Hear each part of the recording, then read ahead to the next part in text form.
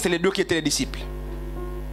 C'est-à-dire, c'est les deux qui ont non seulement accepté l'appel, ils ont répondu, ils se sont chargés de la croix, ils ont adhéré à l'idéologie.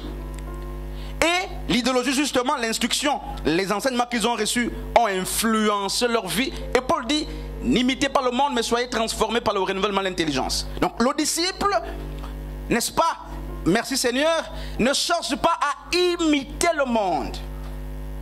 Mais l'instruction qu'il reçoit l'amène à être transformé. Il faut la transformation lorsqu'on parle du disciple-là. Ce n'est pas des gens qui sont nés, permettez, donc petits dans la foi et qui demeurent petits dans la foi. Ça, c'est pas les disciples. L'objectif, c'est que tu grandisses, c'est que tu sois un homme accompli. Et même la nature nous enseigne. Et puis c'est difficile aujourd'hui. Parce qu'on a toutes personnes à l'église qui ont même, n'est-ce pas, des responsabilités de fonction, mais ce n'est pas les disciples. Quand vous les écoutez, il est difficile justement qu'ils s'identifient. Il n'y a rien. Il n'y a vraiment rien en eux. Amen. Or, dans la foule, merci 20 minutes. Dans la foule, Dieu n'est pas contre la foule. Mais la foule est le champ, n'est-ce pas, dans lequel Dieu extrait les disciples. Et lorsqu'on dit vous êtes les gens de la foule, ça veut dire que vous n'avez pas de repère, vous n'avez pas de maître. Et vous êtes, n'est-ce pas, à la merci de toute forme de doctrine, comme nous aujourd'hui. Quand vous vérifiez bien, les problèmes que nous avons aujourd'hui, ce sont des problèmes d'éducation ecclésiastique qu'on a reçus. Du moins les problèmes de l'église. La guerre de doctrine, c'est parce qu'on n'a pas forcément grandi au pied des mêmes personnes. On n'a pas écouté les mêmes personnes. Et même quand on écoutait les mêmes personnes, les gens ne sont pas devenus entre-temps des disciples. Ils sont restés comme avec des mentalités de la foule. Souvenez-vous justement dans Matthieu chapitre 8, dans Marc chapitre 4, Marc 8, 4, plusieurs fois Jésus chassait la foule. Dieu a horreur de la foule. Les gens qui sont dans la foule, c'est des gens qui refusent de prendre des engagements. Il y a des bonnes personnes dans la foule. Oui, il y a aussi des mauvaises. Donc la foule est un mélange. Mais Christ veut travailler davantage avec des disciples. Alors où sont-ils? Je crois que je vais finir quelque part. Où sont-ils les disciples? Le disciple, il écoute l'appel. Il ne s'arrête pas pour dire je deviens disciple pour avoir écouté. Comme Matthieu, il se lève. Mais il ne marche pas assis. Matthieu, quand on dit il se levait, c'est qu'il était en position assise. Il y a des personnes que Dieu appelait assises qui marchent et qui le suivent assises. C'est-à-dire avec des choses dans lesquelles Dieu les a trouvés. Ils ne veulent pas changer de posture. Ils suivent assis. Ils sont assis en train de suivre. Mais la Bible dit, Matthieu 9, 9 dit, Matthieu s'est levé. Naturellement, il a dû abandonner, n'est-ce pas, ce qu'il faisait comme activité. C'est pourquoi Christ plus loin dit, suivez-moi, je ferai de vous-même à Pierre, pêcheur d'hommes. Là aussi, c'est notre point très important. Parce que dans le processus du disciple-là, c'est le maître qui fait de toi ce que tu dois être. C'est Jésus qui a fait de ses apôtres apôtres et non les apôtres eux-mêmes qui ont décidé d'être les apôtres.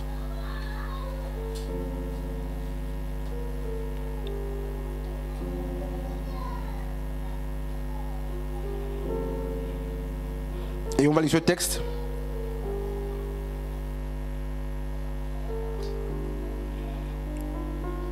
Matthieu chapitre 4, verset 19.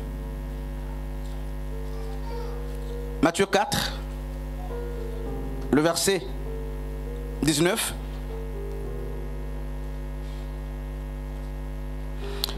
Je vais commencer, n'est-ce pas, depuis le verset 17 pour une meilleure lecture. Je terminerai au verset 19. Si vous voulez, je vais aller un peu plus loin. Matthieu chapitre 4, à partir du verset 17. Dès lors, Jésus commença à prêcher et à dire: répentez-vous, car le royaume des cieux est proche. Au bord de la mer de Galilée, il vit deux frères, Simon appelé Pierre et André son frère, qui jetaient un filet dans la mer. En effet, ils étaient pêcheurs. Et il leur dit: suivez-moi et je ferai de vous pêcheurs d'hommes. Aussitôt, ils laissèrent les filets et le suivirent. Alors, regardez, cette portion des Écritures est très riche en enseignements. On nous apprend justement que Matthieu, donc Pierre et André, son frère, avaient une activité avant que Christ les appelle. C'était des pêcheurs de poissons. Et quand Christ les trouve, il leur dit de laisser ce qu'ils faisaient. Pour leur cas, Christ a dit: laissez, et je ferai de vous pêcheurs d'hommes. Ce que Christ était en train de dire: je t'appelle, mais pour votre cas, je ne vais pas continuer à vous utiliser avec les fonctions que vous aviez hier. Je vous donnerai, n'est-ce pas, d'autres tâches qui, semble-t-il, sont similaires à la mission que vous aviez hier ou au travail que vous avez hier, mais c'est autre chose. Ça veut dire que Christ est capable, ou l'appel de Dieu est capable de vous faire abandonner certaines choses qui étaient pour vous des avantages. Le métier de Pierre permettait justement de nourrir ses enfants et sa famille. Mais en suivant Christ, il semble que Pierre, n'est-ce pas, il est dit à jeter le filet. C'est une expression très forte. Le filet de Pierre, il l'a jeté. Parce qu'il y avait notre filet qu'il devait prendre, n'est-ce pas, pour pêcher un autre type de poisson, des âmes. Et dans Jean chapitre 21, merci Seigneur, quand Christ meurt, Christ est parti, on nous apprend que Pierre était retourné à la pêche avec plusieurs autres. Le retour à la pêche, parce que le maître n'était plus. Et quand Christ vient, Pierre était nu. Et Christ a dû faire le poisson, il a pris le bois, il a fait à manger aux apôtres. Et quand on a dit à Pierre, c'est le maître qui est ici, Pierre qui était nu est parti chercher des vêtements et la ceinture. C'est très fort cette image. Sur Chéron, Pierre est reparti à la pêche parce que le maître n'était plus. Il est retourné sur les vomissures, ou du moins ce que le maître avait dit: laisse et suis-moi. Il était nu. La nudité avait couvert Pierre, plus de ceinture. La Bible dit qu'il a couru, il a remis vite les vêtements. Et la Bible dit justement qu'ils laissèrent tomber leur filet. Et n'est-ce pas, ils ont suivi. Aussitôt, ils laissèrent les filets et le suivirent. Qu'est-ce que tu as laissé quand le Christ t'a appelé? Il y a forcément le filet qu'on laisse. Matthieu a laissé, c'était un collecteur d'impôts. Il a laissé les impôts. Pierre, André ont laissé, semble-t-il, le filet. Qu'est-ce que tu as laissé? Et de quoi est-ce que tu t'es chargé? Frères et sœurs, nous avons plus que besoin des disciples. Et lorsqu'un disciple écoute la parole de Dieu, il cherche non pas à voir en face d'elle les autres, mais il cherche justement que la parole vienne se tabernacler en lui, de sorte qu'elle vienne réparer tout ce qui est abîmé. Si nous écoutons la parole par procuration, nous écoutons la parole avec des gilets, de sorte que la parole soit orientée vers les autres, nous ne serons jamais transformés. C'est pourquoi les transformations sont impossibles, parce que à l'écoute de la parole de Dieu, nous cherchons qui accuser. Et puis j'ai fait un songe où la sœur Joss était enceinte d'un frère de l'église. Il faut te préserver, il faut faire attention. Mes songes, c'est des visions, ce n'est pas des songes ordinaires. Amen. Hein, sœur Joss, fais attention. Frères et sœurs, alors, la question est là. Je veux finir. Je finis par là. Je finis vraiment par là. Alors, qui sommes-nous? Disciples ou des gens de la foule? Ou mieux encore, qui es-tu? Disciple ou quelqu'un de la foule? Après avoir entendu quelques aspects, n'est-ce pas, qui portent sur le disciple, tu peux facilement répondre à la question: es-tu disciple ou quelqu'un de la foule? Le disciple est un suiveur. Il ne suit pas pour suivre, il suit dans l'obéissance. Il ne prend pas les instructions pour les accumuler et les garder. Il s'en sert, n'est-ce pas? Il les pratique pour devenir non seulement comme le maître, mais pour jouir des avantages qui sont attachés à l'instruction qui a été diligentée. On reconnaît aussi un disciple parce qu'on voit la transformation. Et on sait que nous sommes en train de faire des disciples parce qu'on voit les choses évoluer, ou on voit des gens qui étaient petits en train de grandir. Et il y a la douleur des maîtres, c'est d'enseigner. Et Paul l'a dit aux Colossiens, je crains d'avoir prêché en vain. Je crains d'avoir travaillé en vain. Pourquoi? Il dit, ces hommes observaient encore les jours, les mois et les semaines, alors qu'il avait enseigné. Il dit, je crains d'avoir travaillé en vain. Et je voudrais justement prendre ces propos de Paul, et je crains aussi, n'est-ce pas, de travailler en vain. Il faut qu'on voit la croissance des gens.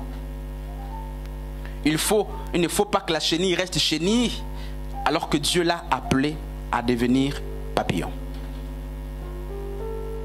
Et puis il y a des chenilles qui meurent chenilles sans achever, n'est-ce pas, le processus de l'éclosion. Dieu veut que la chenille devienne papillon. Mais les gens meurent chenilles. Et puis ils réussissent même à devenir papillon, après ils deviennent chenilles. Même sur le plan naturel, c'est impossible.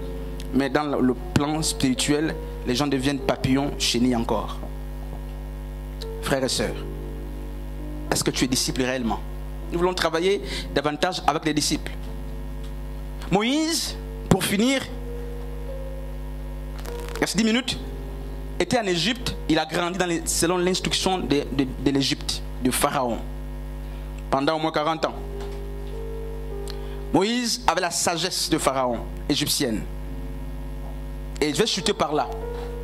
Moïse était instruit selon la sagesse égyptienne pendant 40 années. Mais Moïse était un homme hypocrite. Et Dieu me faisait voir l'hypocrisie de Moïse. Parce que les maîtres égyptiens ont fait confiance à Moïse. Ils lui ont donné toute la connaissance et toute l'intelligence, toute la sagesse égyptienne, parce qu'ils attendaient que Moïse soit, n'est-ce pas, mais un autre après eux. Que Moïse assure la succession après. Mais il semble que Moïse, au-delà du fait qu'il était disciple en Égypte, le cœur de Moïse était ailleurs. Moïse avait le cœur attaché sur un autre maître et notre peuple. Mais en fait, il perd du temps au maître égyptien qui souffrait, qui se pressait les ménages pour l'instruire.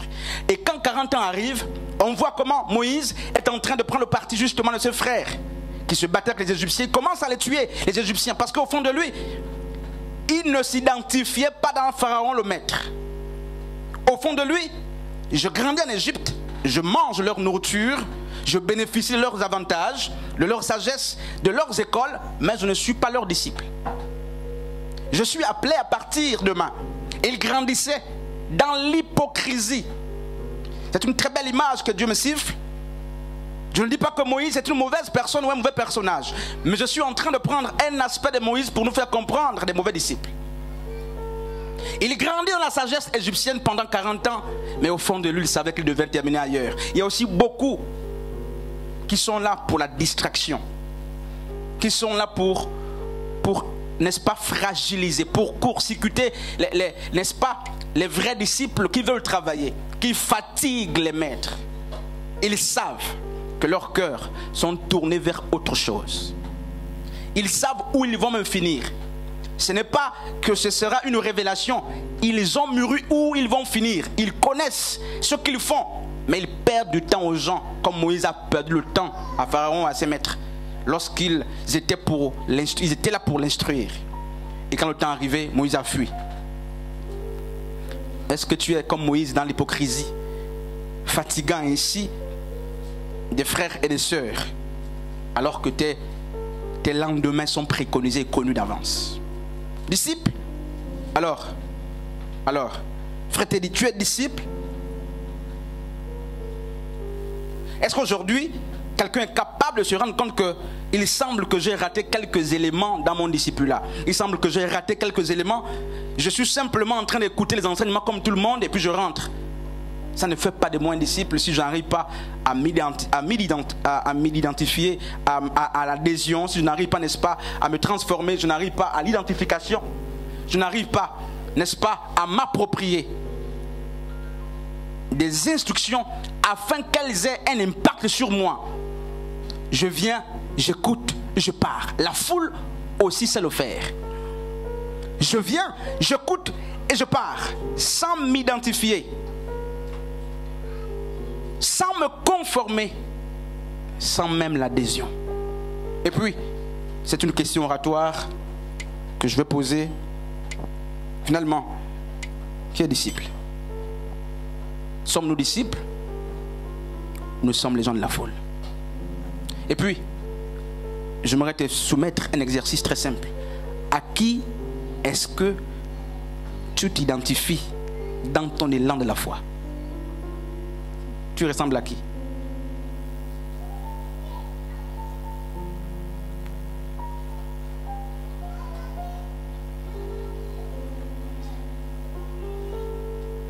Tu t'identifies à qui? Attention de répondre même dans le cœur, parce que le cœur ne va pas. Le cœur va te dire non. Arrête de dire ça. Tu sais que ce que tes lèvres disent là, ça ne colle pas. Ça ne colle pas. Alors, sœur Nancy, tu t'identifies à qui? Sœur Joss, tu t'identifies à qui? C'est là. Et si on ne peut plus répondre à cette question, on n'est pas disciple. Normalement, on devrait répondre à haute voix, sans tergiverser, lorsqu'on est vraiment disciple. Et quand le disciple a raté, on a peur que lorsqu'on parlera, que le maître dise non, pas moi, je cherche quelqu'un. Cherche quelqu'un d'autre à qui tu peux t'identifier. Quand vous voyez les gens, leur père ou leur mère aiment la propriété. Quand vous voyez les gens, leur père aime l'ordre. Leur père ne mange pas beaucoup. Leur père est large, il est aimable. Vous avez des enfants comme ça. Mais eux, ils sont le contraire. C'est un poids. Et puis à un moment vous dites, vous venez d'où? Êtes-vous le fruit de mes entrailles ou les enfants par procuration ou par adoption? Votre père ne vole pas. Votre père ne ment pas. Votre père aime lire. Votre père aime étudier. Il n'aime pas la saleté par exemple. Il aime venir à l'heure. Il aime quand les choses sont bien faites. Mais vous êtes aux antipodes. Vous êtes totalement opposés. Alors vous êtes enfant de qui? Le jour que vous direz publiquement que nous sommes les enfants d'un tel, il dira non. Changez de nom. Pourquoi? Même lorsque c'est lui qui est le père, du moment où il ne se trouve pas en vous, c'est un déshonneur. C'est une honte.